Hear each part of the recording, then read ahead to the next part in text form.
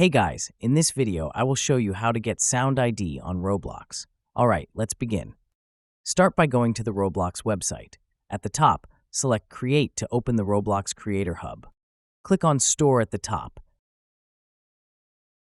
Then scroll down and select Audio. Here you can browse categories or use the search bar to find a sound or music effect. Once you find a sound, click the play button to preview it. To get the sound ID, right-click anywhere on the sound panel and select Copy Asset ID. If needed, you can also choose Copy Asset Link.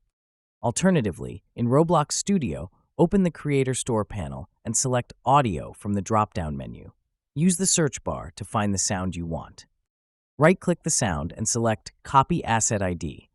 Then go to the Properties panel and paste the ID into the Sound ID box, or paste it wherever you plan to use the sound. This method works for background music, sound effects, and custom audio in your Roblox games or creations. So that's basically how you can get Sound ID on Roblox. And that's it for this video. If you find this helpful, consider subscribing and giving this a big thumbs up. Thanks.